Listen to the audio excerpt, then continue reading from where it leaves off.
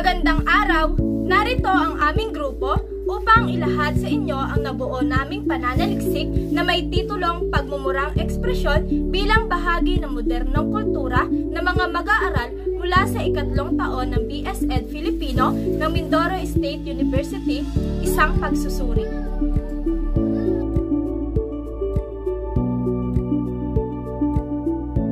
Malaking bahagi ng kulturang Pilipino ang pakikipagkapwa-tao na kung saan ang komunikasyon ay nagsisilbing tulay upang magkaroon ng ugnayan ng bawat Pilipino. Kaugnay dito, ang komunikasyon ay isang proseso ng pakikipagpalitan ng impormasyon. Ito rin ay isang pamamaraan na ginagamit upang may pabatid natin ang ating damdamin sa pamamagitan ng pagsasalita ayon kay Arenas taong 2014. Sa ating pakikipag-interaksyon sa ibang tao sa paligid ay hindi maiiwasan ang mga kapansing-pansing mga salita na lumalabas sa ating bibig. Tuwing tayo ay nabibigla, nagugulat, nayayamot, nagagalit at iba pang mga may tuturing na mura. Ang mura ay sinasabing isang salitang nakasasakit ng damdamin o salitang nakayuyurak ng dangal o dignidad ng isang tao, ngunit sa kabila nito, kapansin-pansin na madalas itong gamitin sa kasalukuyan sa iba't ibang panig ng mundo. Ayon kina Arenas, Kuo, Parunga, taong 2013, itinuturing noon na mortal na kasalanan ang pagmumura, ngunit sa kasalukuyan, dahil wala pang masusing pag-aaral tungkol dito, ay hindi pa rin lubusang nalilinaw at nalalaman ang kahulugan nito. Sa kultura bilang isang komplikadong sistema ng ugnayan na nagbibigay kahulugan sa paraan ng pamumuhay ng isang grupong panlipunan o isang lipunan sa kabuuan, itinuturing itong kasalanan at masamang salita. Ngunit ngayon ay nagiging ekspresyon na lamang na madalas mabanggit. Masasabi rin na ito ay hindi tiyak na bahagi ng kultura ng mga Pilipino. Sa isang lipunan, binibigyang katwiran ng kultura ang maganda sa hindi, ang tama sa mali, at mabuti sa masama. Mahalaga ang ginagampan ng papel ng mura pagdating sa pagpapahayag natin ng ating iniisip at saloobin. Maaring gamitin ang mura upang magbigay ng kulay sa kwento, sa mga biro o upang mailabas ang kasalukuyang nararamdaman tulad ng galit, inis o pagkagulat. Sa makatuwid, ang mga mura ay magkakaroon ng negatibo o positibong pagpapakahulugan depende sa kontekstong paggagamitan nito. Ang mga mananaliksik ay nagpasyang gawin ang pag-aaral na ito upang alamin ang mga pagmumurang ekspresyon sa kasalukuyan. Gayon din ang dahilan, epekto at kaugnayan nito sa sosyal na aspeto ng mga mag-aaral bilang bahagi ng isang kultura. Ang mga kabataang mag-aaral bilang bahagi ng makabagong henerasyon ay mainam na maging bahagi ng pag-aaral sapagkat taglay nila ang angkop na pangunawa sa nasabing paksa. Layunin ng pag-aaral na ito na magbigay kaalaman at magsilbing batayan sa pagkakaroon ng kamalayan sa pangkasalukuyang kultura. Balangkas konseptual, figura 1. Ang unang kahon ay naglalaman ng input. Una, profile ng mga piling mag-aaral bilang respondente kaugnay ng edad at kasarian. Ikalawa, mga pagmumurang ekspresyon na kadalasang nasasambit sa pang-araw-araw na pakikipag-ugnayan ng mga mag-aaral. Ikatlo, dahilan ng pagmumura. Ikaapat, epekto ng pagmumura sa sosyal na pakikipag-ugnayan ng mga Ikalima, kaugnayan ng pagmumura bilang ekspresyon sa pagkasalukuyang kultura ng mga Pilipinong mag-aaral. Ikalawang kahon ay naglalaman ng proseso. Talatanungan checklist, pag-aanalisa ng mga tugon mula sa mga respondente. Ang ikatlong kahon ay output. Ito ay naglalaman ng suri sa pagmumurang ekspresyon bilang bahagi ng modernong kultura. Ang ikatlong kahon ay output. Ito ay naglalaman ng suri sa pagmumurang ekspresyon bilang bahagi ng modernong kultura. Ikita sa figura 1 ay ang modelo ng pag-aaral. Nagpapakita ito ng mga pagkakasunod-sunod na hakbang na gagawin ng mananaliksik. Gagamitin ang balangkas na ito sa kabuuan ng pag-aaral mula sa pagkokonsepto hanggang sa paggawa ng rekomendasyon. Ang unang kahon ay nagpapakita ng mga variable para sa pag-aaral. Samantala, makikita sa ikalawang kahon ang mga hakbang upang ang mga mananaliksik ay makapangalap ng mga datos at impormasyon kaugnay ng pagsusuri sa pag-aaral sa pamamagitan ng pagbibigay ng mga katanungan o talatanungan checklist at ang pag-aanalisa at paghihimay ng mga tugon at kasagutan ng mga respondenteng mag-aaral. Samantala, ang huling kahon naman ay naglalaman ng suri sa pagmumurang ekspresyon bilang bahagi ng modernong kultura. Paglalahad ng suliranin. Sa pagtatapos ng pag-aaral, inaasahan na may sakatuparan ang mga sumusunod. Una, ano ang demographic profile ng mga piling mag-aaral kaugnay ng edad at kasarian? Ikalawa, ano ang mga pagmumurang ekspresyon ang kadalasang nasasambit sa pang-araw-araw na pakikipag-ugnayan ng mga mag-aaral? Ikatlo, ano ang dahilan ng pagmumura ng mga mag-aaral? Ikaapat, ano ang epekto ng pagmumura sa sosyal na pakikipag-ugnayan ng mga mag-aaral? At ang ikalima, ano ang kaugnayan ng pagmumura bilang ekspresyon sa pangkasalukuyang kultura ng mga Pilipinong mag-aaral? Saklaw at delimitasyon ng pag-aaral. Saklaw ng pag-aaral na ito ang pagtukoy sa mga pagmumurang ekspresyon na madalas mabanggit, gayon din ang dahilan, epekto at kaugnayan nito sa sosyal na pakikipag-ugnayan ng mga mag-aaral bilang bahagi ng modernong kultura. Ang mga kalahok ng pag-aaral na ito ay nasa ikatlong taon ng BSEd Filipino ng Mindoro State University sa kasalukuyan.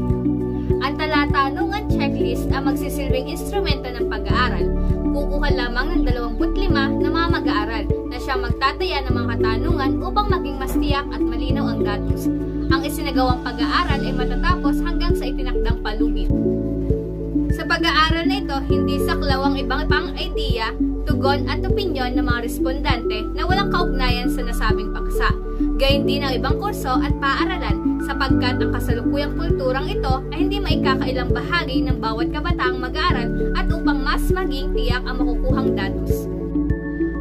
Kahalagahan ng pag-aaral. Ang pananaliksik na ito ay magsisilbing gabay at makatutulong sa mga sumusunod. Sa National Commission for Culture and the Arts of the Philippines, ang pag-aaral na ito na naglalaman ng pagsusuri ay magsisilbing batayan sa pangkulturang organisasyon sa bansa upang mabusisi ang malalim na pananaliksik sa pagmumura bilang bahagi ng ating kultura at magbukas ng kaalaman sa pagmumura ng mga Pilipino. Sa mga magulang, ang pag-aaral na ito ay magbibigay ng kalinawan sa limitasyon ng emosyon at pagkilala sa pagmumura ng kanilang sarili at ng kanilang mga anak bilang bahagi ng pang-araw-araw na pagmumura. Sa mga guro, ang pag-aaral na ito ay makapaglalahan ng kalinawan sa denotasyon at konotasyon ng pagmumura bilang bahagi ng ating kultura. Sa mga mag-aaral, ang pag-aaral na ito pupukaw ng kamalayan tungkol sa pagmumura bilang bahagi ng napapanahong kultura. Sa mga mananaliksik sa hinaharap, ang pag-aaral na ito ay magsisilbing batayan at hunguan ng mga impormasyon at datos na may kaugnayan sa paksang sinusuri.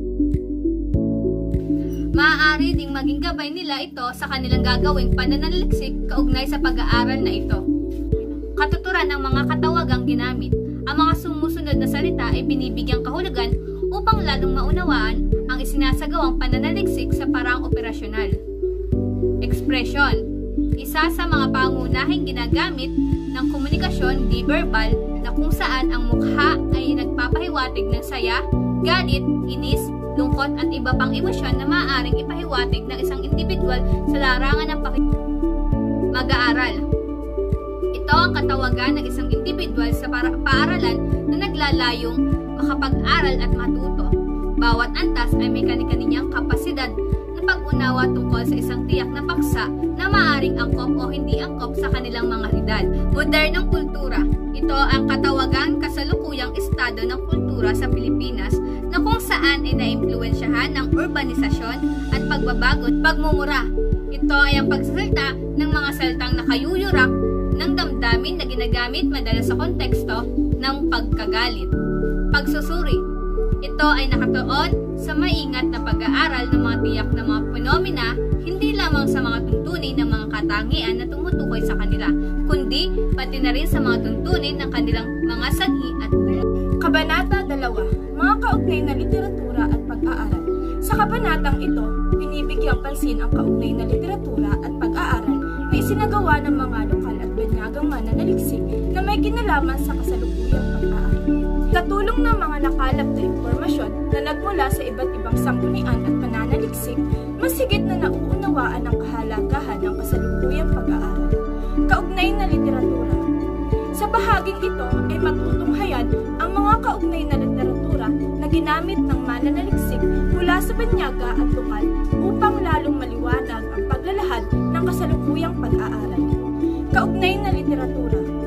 Sa bahaging ito ay matutunghayan ang mga kaugnay na literatura na ginamit ng mananaliksik mula mula sa banyaga at lokal upang lalong maliwanag ang paglalahad ng kasalukuyang pag-aaral. Kaugnay na literatura.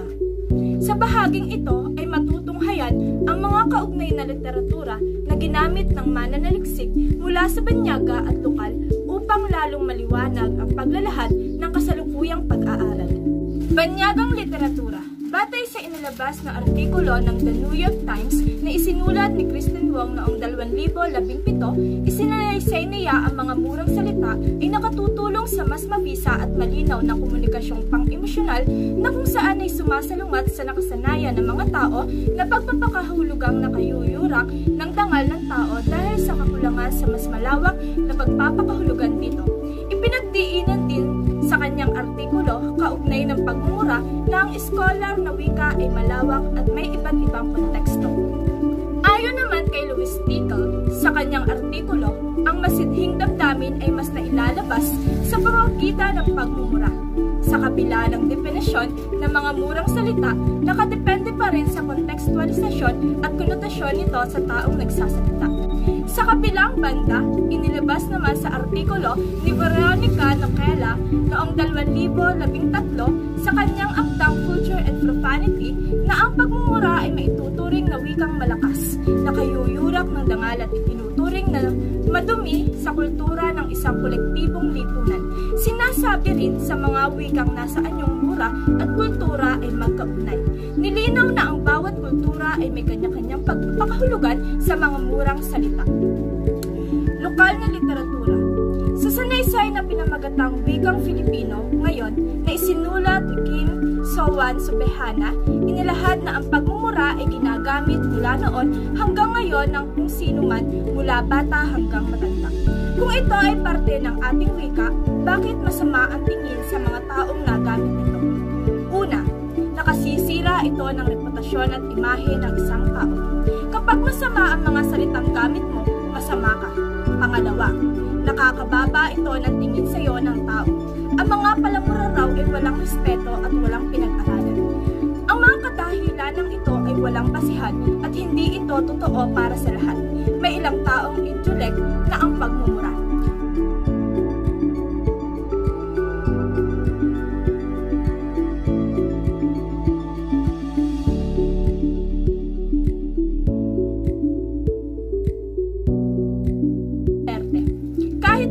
Ay palamura, hindi ito naging hadlang sa paggawa niya ng kanyang tungkulin at responsibilidad sa bansa. Ang pagmumura naman ay hindi masama kung hindi mo gagamitin para sa masama.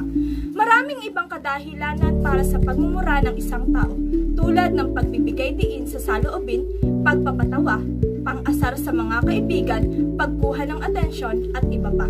Gayun din, nilinaw ni Subehana noong 2016 na ang pagmumura ay ginagamit upang magbigay diin sa mga saloobin na hindi kayang ipahiwatig ng mga regular na salita. Maaari rin itong gamitin sa pagpapatawa dahil ang mga bulgar na salita tulad ng pagmumura ay nagagawang mas nakatatawa ang mga joke o mga kwento. Nagpapakita rin ito ng malapit na relasyon mo sa tao kung saan kayo'y nagmumurahan at walang nasasaktan dahil mayroong pagkakaintindihan na ang mga sinasabi nyo ay biro lamang at walang intensyon na manakit. Sa kabilang banda, binigyan diin naman sa balitang naisulat sa Filipino Star ngayon noong 2016 na ang pagmumura ni Pangulong Rodrigo Duterte ay nakaapekto sa relasyong internasyonal.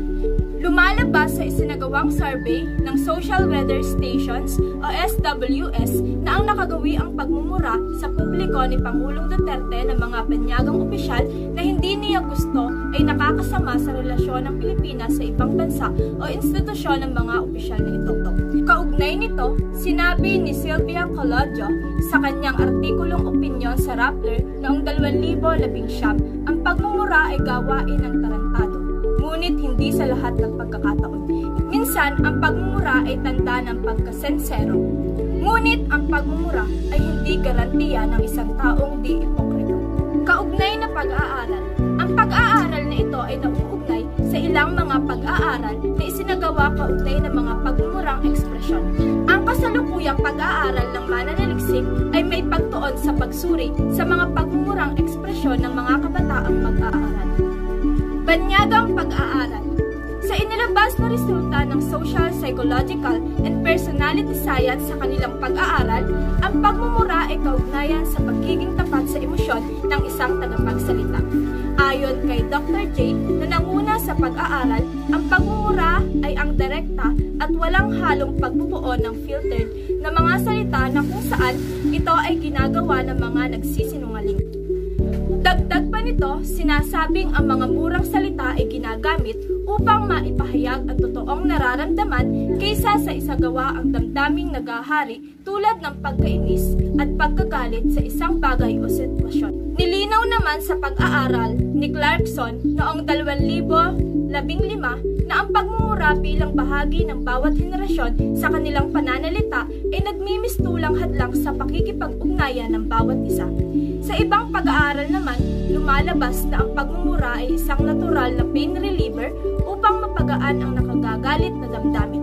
Ang ekspresyon sa pamamagitan ng pagsasabi ng mga murang salita kagaya ng fuck you, bitch, asshole, at motherfucker ay ilan lamang sa mga karaniwang maririnig ayon kay Dave Macklin noong 2017. Lokal na pag-aaral.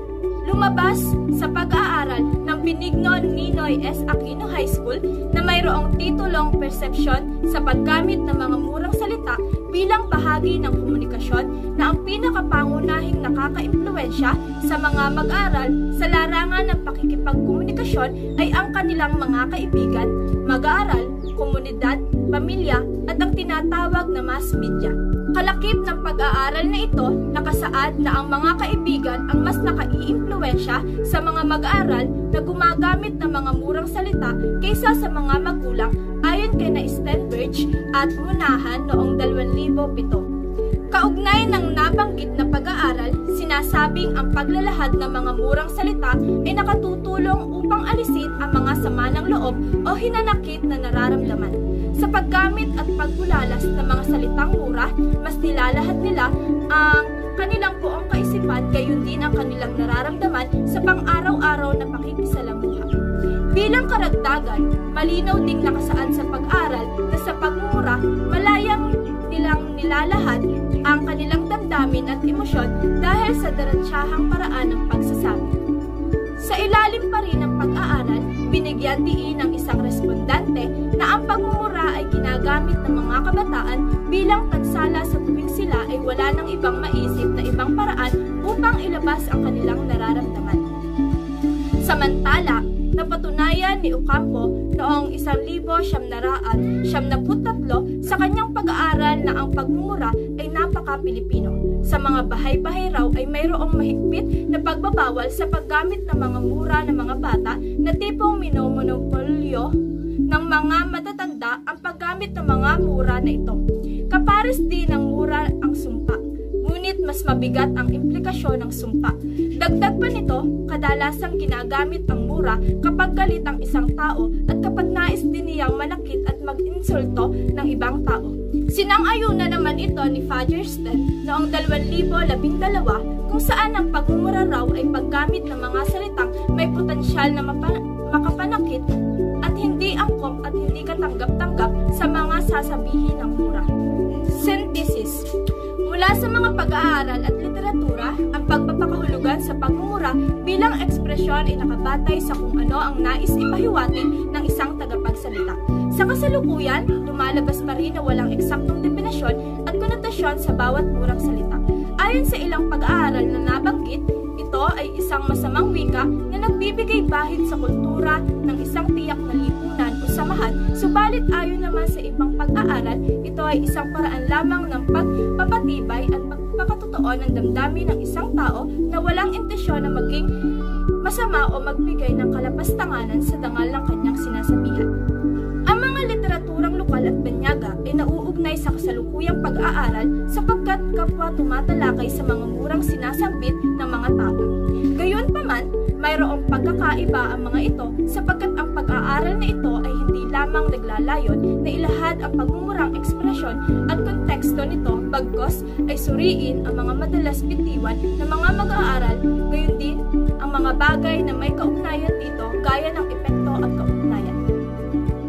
Sa kabilang banda, ang pag-aaral na lokal at banyaga ay may pagkakatulad sa kasalukuyang pag-aaral kapwa naglalaman ng mga nakaka-impluwensya sa mga mag-aaral upang makapagbitiw ng mga salitang mura. Gayunpaman, hindi sakop ng kanilang pag-aaral ang pagtukoy sa mga salitang mura na madalas sampitin ng mga kabataang mag-aaral na siyang nilalayo ng kasalukuyang pag-aaral na inilahad upang maayos na maihalayhay ang kabuuan ng pag-aaral. Ang pag-aaral na ito ay naglalayong alamin ang mga pagmumurang ekspresyon kasama ang dahilan, epekto at kaugnayan sa sosyal na pakikipag-ugnayan ng mga mag-aaral upang masigit na mabigyang paglilinaw ang paksang ito. Marahil may mga pag-aaral na isinasagawa ang ibang mga mananaliksik ay iba naman ang kanilang pinagtutuunan at binibigyang pansin.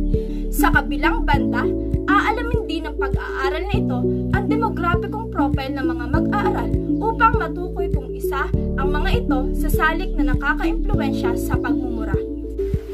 Kabanata 3, pamamaraang ginamit sa pananaliksik. Tinatalakay sa kabanatang ito ang disenyo ng pananaliksik, mga kalahok at instrumento sa pag-aaral at pamamaraan ng pagkuha ng datos. Disenyo ng pananaliksik. Ang isasagawang pananaliksik ay gagamitan ng descriptive survey research design kung saan gagamit ang mananaliksik ng talatanungan o survey questionnaire upang makakalap ng datos. Naniniwala ang mananaliksik na ang disenyong ito ay angkop sapagkat sa pamamagitan nito ay mapapadali ang pangangalap ng datos mula sa mga respondente. Limitado lamang ang bilang ng mga tagasagot sa talatanungan, ngunit ang uri ng disenyong ito ay hindi lamang nakadepende sa dami ng sumagot sa mga talatanungan, kung kaya lubos na nauunawaan ng mga mananaliksik na nababagay ito sa pag-aaral kung saan maaari ring magsagawa ng pakikipanayam upang makadagdag sa pagkalap ng mga datos at impormasyon. Ang disenyong paglalarawan o deskriptibo ay ang nakikita ng mananaliksik na magiging mabisa sa pag-aaral na ito upang mas makakalap ng impormasyon na magiging epektibo sa pananaliksik. Kalahok ng pag-aaral. Ang pag-aaral na ito ay lalahukan ng mga mag-aaral mula sa 3 taon ng kursong bachelier sa sekundaryang edukasyon. Ang mga kalahok ay bubuuin ng 25 piling mag-aaral na nagmamayorya sa Pilipino. Ang 25 piling mag-aaral ay pipiliin sa pamamagitan ng simple random sampling. Instrumento ng pag-aaral. Ang talatanungan ang pinakamahalagang instrumento na ginamit ng mananaliksik sa pangangalap ng mga kinakailangang datos. Ang talatanungan ay naglalaman ng mga tanong na nauukol sa pagmumurang ekspresyon bilang bahagi ng modernong kultura ng mga mag-aaral. Instrumento ng pag-aaral. Ang talatanungan ang pinakamahalagang instrumento na ginamit ng mananaliksik sa pangangalap ng mga kinakailangang datos. Ang talatanungan ay naglalaman ng mga tanong na nauukol sa pagmumurang ekspresyon bilang bahagi ng modernong kultura ng mga mag-aaral. Makikita rin dito ang mga pagpipiliang sagot ng mga respondente sa katanungan. Ito ay ang palagi, minsan, madalas, bihira at hindi kailanman. Sa pamamagitan ng talatanungan na gagamitin ng mga mananaliksik ay mapapabilis ang pangangalap ng datos sa mga respondente, bukod pa rito ay hindi maaabala ng husto ang mga ito. Pamamaraan ng pagkuha ng datos. Ang mga mananaliksik ang mismong mangangalap ng datos upang lubos na maunawaan ang mga impormasyon sa pag-aaral nang sa gayon ay matiyak ang kalidad na iprepresentang datos. Ang mga sumusunod na hakbang ay gagawin ng mananaliksik sa pagsasagawa ng pangangalap ng kinakailangan datos. Una, ang mananaliksik ay nagbasa-basa at humanap ng mga datos sa internet na makatutulong upang mas mapatibay at madagdagan ang impormasyon at kaalaman hinggil sa pinag-aaralan. Pangalawa, ang mananaliksik ay gagawa ng talatanungan at susundan ng pag-aayos sa instrumento para maiwasto ang kamalian sa mga tanong at upang matiyak ang kaangkupan ng mga tanong sa mga problemang nais solusyonan ng mga mananaliksik. Pangatlo, ang mga mananaliksik ay pipili ng mga mag-aaral na magiging respondente. Pagkatapos makapili ng respondente, ang mananaliksik ay hihingi ng pahintulot sa bawat kalahok. Matapos ay aanalisahin ng mga mananaliksik ang mga tugon mula sa mga respondente. Ihahambing ang mga sagot ng bawat kalahok at bibigyan ng interpretasyon. Ito sa pag-aaral. Ang mga datos na makakalap ng mga mananaliksik mula sa mga respondente na tutugon sa talatanungan ay pagsasama-samahin o itatali. Ang mga datos na ito ay magsisilbing kasagutan sa mga katanungang inilabas ng pag-aaral. Ang mga resulta ay ikukumpara ayon sa pagkakaiba ng mga kasagutan. Ang mga datos na makakalap ay isasalarawan gamit ng talahanayan upang maayos at organisadong mailahad ilahad ang resulta. Ang formularyong gagamitin sa paglikha ng porsyento ng tugon sa bawat tanong ay bahagdan is equals to F divide N times 100, kung saan ang F ay kumakatawan sa bilang ng respondente na tumugon, samantalang ang N naman ay kumakatawan sa kabuuang bilang ng respondente. Resulta at pagtalakay. Ang kabanatang ito ay nagsasaad ng paglalahad ng pag-aaral, pagsusuri sa mga datos at interpretasyon sa kinalabasan ng isinagawang pananaliksik. Para sa demograpikong profile ng mga mag-aaral, kaugnay ng edad. Ang edad ng mag-aaral ay mahalagang salik upang matukoy kung sa edad nila ngayon ay nakapagbibitiw na sila ng mga salitang mura bilang ekspresyon. Narito ang talahanayan ng edad ng mga mag-aaral ng respondente ng pananaliksik. Matutunghayan sa talahanayan ang edad ng babae at lalaki na respondente ng pag-aaral. Lumalabas na 3 o 12 bahagdan ang may edad na 20, gayon din ang bilang para sa edad na 22, samantalang 19 o 76 ng bahagdan ang may edad na 21. Mapapansin na ang edad na 21 ang may pinakamaraming bilang ng mga respondente at siya ring mga individual na maaaring nakapagbibitiw rin ng mga salitang mura, samantalang kakaunti lamang ang nasa edad na 20 at 22 na nangangahulugan na rin na sa edad na iyon ay natuto na rin silang makapagbitiw ng mga mura bilang ekspresyon. Demograpikong profile ng mga mag-aaral kaugnay ng kasarian. 1.2. Demograpikong profile ng mga mag-aaral kaugnay ng kasarian. Talahanayan 1.2. Kasarian ng mga mag-aaral. Makikita sa talahanayan ang kasarian ng mga respondente. Lumalabas na 13 o 52 bahagdan ang pawang mga kababaihan, samantalang 12 o 48 bahagdan ang mga kalalakihan na sangkot ng pag-aaral. Papansin na mas maraming bilang ang babae sapagkat ito ang lumalabas sa isinagawang simple random sampling, araw na pakikipag-ugnayan ng mga mag-aaral. Ang pagmumurang ekspresyong isinasambit ng bawat isa ay nagiging pang-araw-araw na bahagi depende sa mga sitwasyon, saloobin at ginagawa. Narito ang listahan ng mga pagmumurang ekspresyon na karaniwang nasasabi. Makikita sa unang talahanayan ang mga gawaing pang-akademiko ng mga mag-aaral. Mapapansin na mula sa 2.72 hanggang 3.56 ang weighted mean na nangangahulugang minsan at madalas nilang binabanggit ang mga pagmumurang ekspresyon na nakalahad. Sa makatuwid, sa unang pahayag na nagsasalita ako ng utak, sa kabuuan, mayroon itong 2.88 na weighted mean na nangangahulugang minsang binabanggit nila ang salitang ito sapagkat karaniwang mura ng naririnig o pinaikli. Para sa ikalawang pahayag na nagsasalita ako ng hayop, mula sa mga tugon nakakuha ng 3.16 na weighted mean na nangangahulugang minsan sinasambit ang salitang hayop bilang ekspresyon ng mga mag-aaral. Ang salitang mura na ito ay ilan lamang sa mga mura na naririnig na palasak at naiintindihan ng bawat individual na siyang naririnig na nagiging bukang bibig ng mga mag-aaral kapag nasa di kaaya-ayang sitwasyon. Mula naman sa ikatlong pahayag na nagsasalita ako ng tanga, mayroon itong 3.56 na weighted mean na pasok sa madalas. Hindi maikakaila na ang salitang murang ito ay karaniwang naririnig at alam ng mga tao na siyang tuwi-tuwi ng nasasambit dala ng iba't ibang mga kadahilanan, gayon din sa mga mag-aaral. Sa ika-4 na pahayag na nagsasalita ako ng tangina, sa makatuwid, mayroon itong 3.6 na weighted mean na nangangahulugang madalas na babanggit ang salitang mura na tangina. Pagdating sa salitang mura na ito, noon pa man ay bahagi na ito ng mga ekspresyon na sinasambit. Naging bukang bibig na ito ng mga tao na natutunan na rin ng mga mag-aaral dahil sa kapaligirang kinalakihan at maging impluwensya ng ibang tao. Sa ika-5 pahayag na nagsasalita ako ng gago, ito ay nakakuha ng 3.4 na weighted mean na nangangahulugang minsan sinasambit ng mag-aaral ang gago.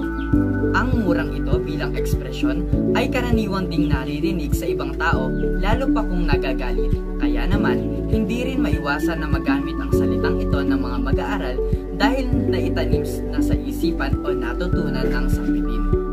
Para naman sa ika-6 na pahayag na nagsasalita ako ng sheet, nakakuha ito ng 3.48 na weighted mean na pasok sa madalas na nababanggit ng mga mag-aaral.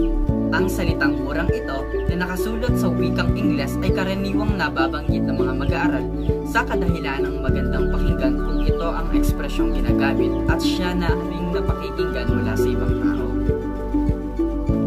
Sa ika-7 pahayag naman na nagsasalita ako ng putang ina, sa makatuwid, mayroon itong 2.72 na weighted mean na nangangahulugang minsan lamang nababanggit ang salitang mura na putang ina. Bagamat nasasambit rin ito ng ibang tao at napakikinggan ng mga mag-aaral, ay minsan lamang silang sambitin sapagkat batid ng mga mag-aaral na ang murang ito ay sobra na o hindi talaga magandang pakinggan. Para naman sa huling pahayag na nagsasalita ako ng yawa, nakakuha ito ng 2.8 weighted mean na nangangahulugang minsan lamang nila nababanggit ang yawa sapagkat ang salitang ito ay bago lamang.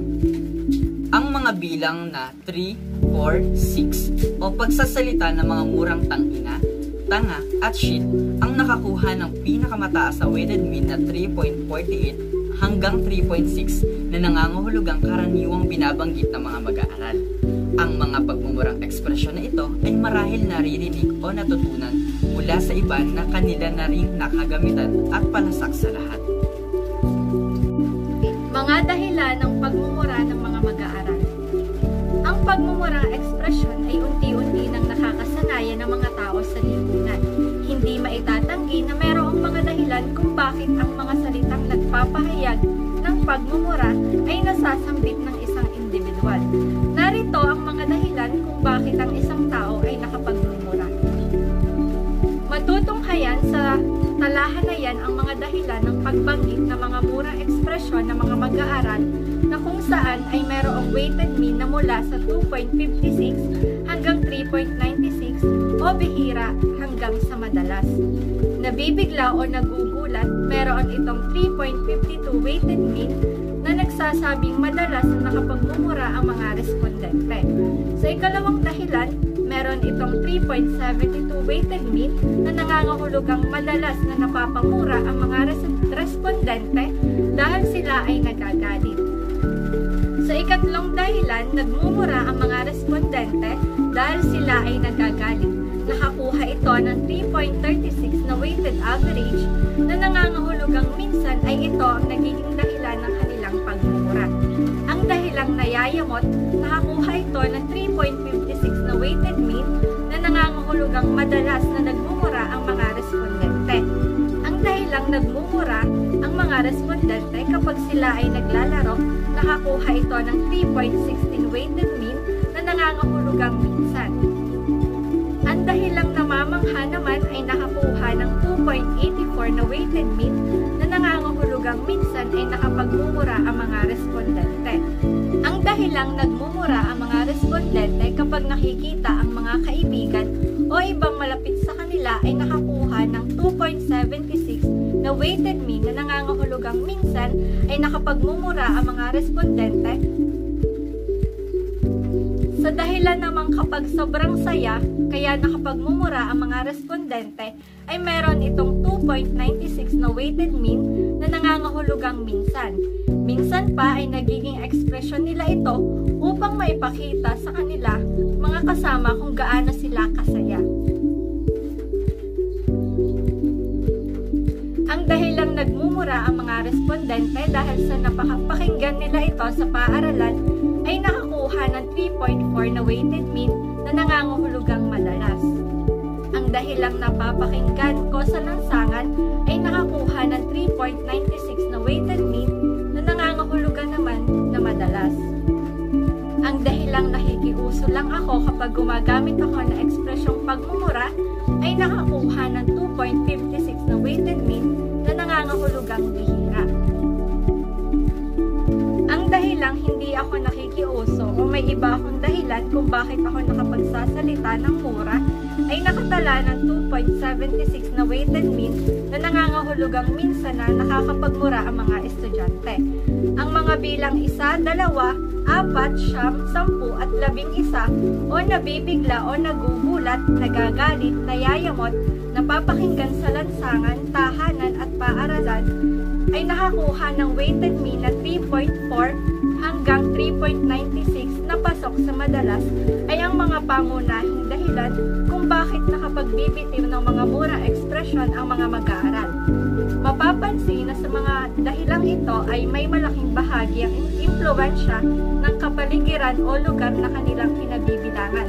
Gayon din, ang saloobin ng mga mag-aaral depende sa emosyong kanilang nararamdaman ay isa rin sa mga salik na nakapagbibigay ng dahilan upang makapagmura ng mga salitang nakalahad sa itaas.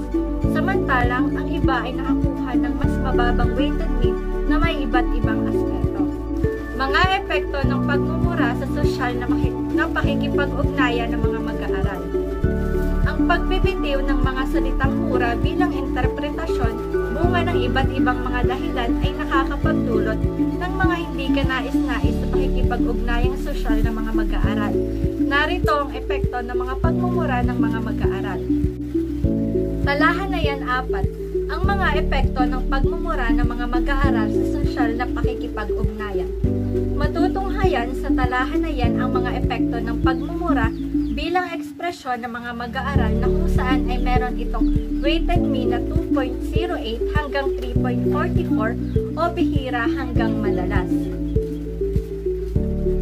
Sa unang pahayag na umiiwas makipag-usap sa akin ang mga kapwa ko mag-aaral o kaibigan sa tuwing nakaririnig sila ng aking pagmumura, meron itong 3.44 na weighted mean na nangangahulugang madalas umiiwas ang kanilang mga kamag-aral o kaibigan kapag sila ay nagmumura dahil ayaw nilang mapakinggan ang salitang ito o hindi talaga maganda sa pandinig.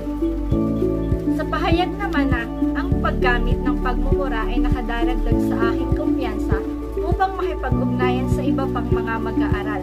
Meron itong 2.08 na weighted mean na nangangahulugang madalas. Nagmumura man ang mga mag-aaral ay hindi pa rin garantiya na nakapagdaragdag ito ng kumpiyansa sa sarili. Ang unang pahayag ang nagpapakita ng pangunahing epekto ng pagmumura sa kalagayang sosyal ng mga mag-aaral dahil hindi naman lahat ng tao ay nais ang pagmumura o ayaw na makinig ng mga salitang mura dahil hindi ito wasto para sa kanila at hindi karaniwang naririnig kaya masakit sa tenga kapag napapakinggan sa iba. Samantalang ang huling pahayag ay nakakuha ng 2.08 na weighted mean na nagsasabing bihira lamang nakakapagdagdag ng kumpiyansa ang pagmumura sa sarili sapagkat batid nila na hindi ito wasto o dapat palagi ang sambitin. Kaugnayan ng pagmumura bilang ekspresyon sa pangkasalukuyang kultura ng mga Pilipinong mag-aaral. Ang pagmumura bilang ekspresyon ay sinasabing bahagi na ng ating kultura na maaaring mauri sa negatibo sapagkat hindi ito tanggap o binibigyang pahintulot ang sino man na bigkasin ito sa tuwi-tuwinan. Narito sa talahanayan ang kaugnayan ng pagmumura sa pangkasalukuyang kultura ng mga mag-aaral. Ekspresyon sa pangkasalukuyang kultura, nakatala sa itaas ang kaugnayan ng pagmumura bilang ekspresyong kultura ngayon ng mga mag-aaral na kung saan ay may weighted mean na 3.12 hanggang 3.56 nangangahulugang minsan hanggang madalas. Sa unang pahayag na ang pagmumura ay nagiging bahagi na ng kulturang Pilipino sa pagpapahayag ng kanya ekspresyon, meron itong 3.56 weighted mean na nangangahulugang madalas o hindi ganoon katiyak na bahagi na talaga ng kultura ang pagmumura bilang ekspresyon sapagkat ang mga salitang mura ay pinaniniwala ang masama kaya kung maging bahagi man ito ng kultura ay pumapasok ito sa negatibong kultura ng ating bansa. Sa huling pahayag na ang pagmumura bilang ekspresyon ay may positibo ring konotasyon bilang bahagi ng ating kultura. Meron itong 3.12 na weighted mean na nangangahulugang minsan. Nagpapakita lamang ito na maaaring positibo o negatibo ang konotasyon ng mga mag-aaral pagdating sa mga salitang mura. Pero ang naniniwalang may positibong konotasyon dahil karaniwan na itong naririnig at negatibo sapagkat may masama pa rin itong dulot, higit na ang mga kahulugang dala nito. Ang unang pahayag ay nagpapakita ng mataas na tsansa na ang pagmumura bilang ekspresyon ay may kaugnayan sa kasalukuyang kultura dahil naniniwala silang tinatanggap na nito, subalit hati naman pagdating kung ito ay may positibong konotasyon. Kabanata 5. Buod ng mga natuklasan, konklusyon at rekomendasyon. Ang kabanatang ito ay naglalaman ng binalangkas na lagom, konklusyon mula sa datos na nakuha sa survey at ang rekomendasyon ng mga mananaliksik ukol sa suliranin base sa impormasyon na nakuha sa kanilang ginawang pananaliksik. Buod ng mga natuklasan. Ang layunin ng pag-aaral na ito ay matukoy ang mga pagmumurang ekspresyon na madalas mabanggit, gayon din ang dahilan, epekto at kaugnay nito sa sosyal na pakikipag-ugnayan ng mga mag-aaral bilang bahagi ng modernong kultura. Ginawa ang pag-aaral upang sagutin ang mga sumusunod na katanungan. Una, ano ang demographic profile ng mga piling mag-aaral kaugnay ng una, edad, pangalawa, kasarian.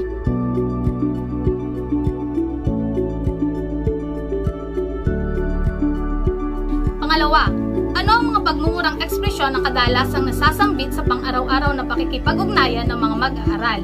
Ikatlo, ano ang dahilan ng pagmumura ng mga mag-aaral? Ikaapat, ano ang epekto ng pagmumura sa sosyal na pakikipag-ugnayan ng mga mag-aaral? Ikalima, ano ang kaugnayan ng pagmumura bilang ekspresyon sa pangkasalukuyang kultura ng mga Pilipinong mag-aaral? Ang mga mananaliksik ay gumamit ng descriptive survey research design kung saan gagamit ang mananaliksik ng talatanungan o survey questionnaire upang makakalap ng datos. Ang pag-aaral na ito ay nilahukan ng mga mag-aaral mula sa 3 taon ng kursong bachelor ng sekundaryang edukasyon. Ang 25 piling mag-aaral ay pinili sa pamamagitan ng sample random sampling. Limitado lamang ang bilang ng mga tagasagot sa talatanungan, ngunit ang uri ng disenyong ito ay hindi lamang nakadepende sa dami ng sumasagot sa mga talatanungan. Konklusyon. Mula sa mga nakuhang resulta ng mga mananaliksik sa kanilang ginawang survey, ang mga sumusunod ay ang nabuong konklusyon. Una, ang edad ng 21 ay may pinakamataas na bilang ng mga respondente dahil ito ang karaniwang edad ng mga mag-aaral na nasa 3 baitang. Mas marami ang mga bilang ng mga babaeng nagsasambit ng murang ekspresyon dahil sa ginamit na simple random sampling upang matiyak ang mga respondente. Pangalawa, ang mga pagmumurang ekspresyong nasasambit sa pang-araw-araw na pakikipag-ugnayan ng mga mag-aaral na kalimitan na nasasambit ng mga mag-aaral ay ang tangina, tanga at shit, na nangangahulugang karaniwang binabanggit ng mga mag-aaral. Ang mga pagmumurang ekspresyon na ito ay marahil naririnig o natututunan mula sa iba na kanila na ring nakagamitan at palasak sa lahat. Ikatlo, dahilan ng pagmumura ay ang impluwensya ng kapaligiran o lugar na kanilang kinabibilangan, gayon din ang saloobin ng mga mag-aaral depende sa emosyong kanilang nararamdaman at salik na nakakapagbigay ng dahilan upang makapagmura ng mga salitang nakalahad sa itaas. Ikaapat, ang epekto ng pagmumura sa sosyal na pakikipag-ugnayan ng mga mag-aaral ay hindi nagdudulot ng kaaya-aya. Ang mga mag-aaral na nagtataglay nito ay umiiwas makipag-usap ang mga kapwa mag-aaral o kaibigan sa tuwing nakakarinig sila ng pagmumura dahil hindi maganda sa pandinig. Ikalima, ang kaugnayan ng pagmumura bilang ekspresyon sa pangkasalukuyang kultura ng mga Pilipinong mag-aaral ay nananatili pa ring hati. Maaari itong may positibo o negatibong konotasyon dala ng interpretasyon ng bawat isa sa mga salitang mura bilang ekspresyon. Rekomendasyon. Base sa masusing pagkalap ng kasagutan at konklusyon na nahinuha, ang mga sumusunod ay ang nabuong rekomendasyon ng mga mananaliksik.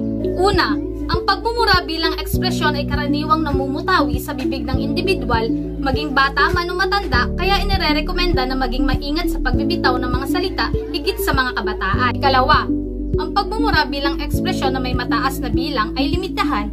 Isiping ang mga ito ay hindi magdadala ng kabuluhan sa anumang aspeto ng buhay. Ikatlo, iminumungkahi ng hanggat makakaya ay kontrolin ang pagsambit ng mga salitang mura higit sa mga bagay na ginagawa o sitwasyon.